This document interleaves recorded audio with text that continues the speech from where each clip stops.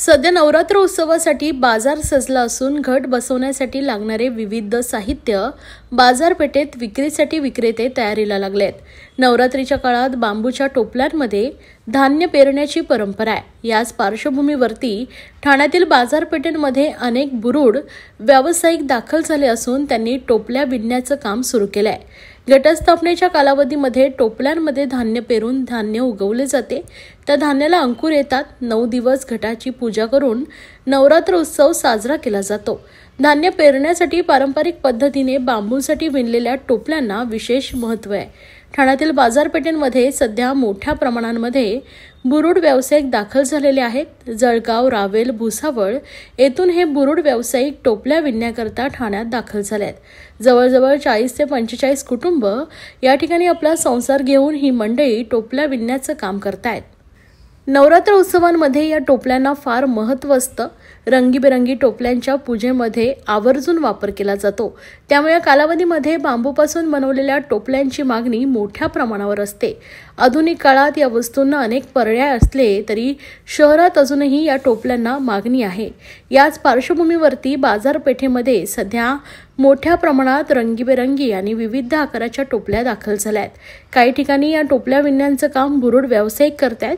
त्यातील मार्केट परिसरातील अग्निशमक दल परिसरामध्ये हे बुरुड व्यावसायिक दाखल झालेले आहेत। रस्त्यावर भिंतीला लावलेले बांबू, टोपली, सूप, दुर्डी, नैवेद्याचे द्रोण, लहान दुर्ड्या, झाडांच्या संरक्षणासाठी बांबूचे ट्री गार्ड अशा विविध वस्तू असलेली अनेक दुकाने नजरेस पडतायत।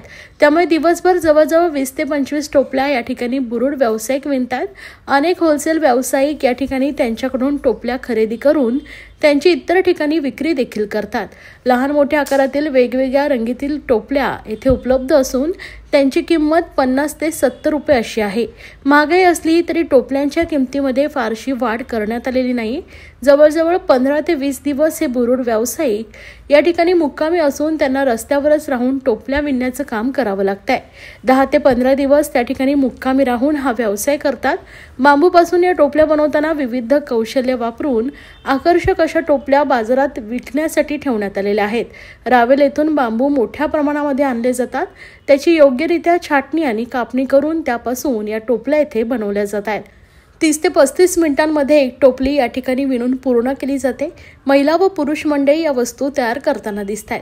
आम्ही इथे रस्त्याच्या बाजूला असलेल्या फुटपाथवर आमचा संसार वाटून आमच्या कुटुंबियांसोबत राहत आहोत। रस्त्यावरच बसून टोपल्या विणण्याचं काम करत आहोत। त्यामुळे शासनाने आमची काहीतरी राहण्याची सोय करावी अशी मागणी बुरुड व्यावसायिक महेंद्र रणशिंगे यांनी केली आहे।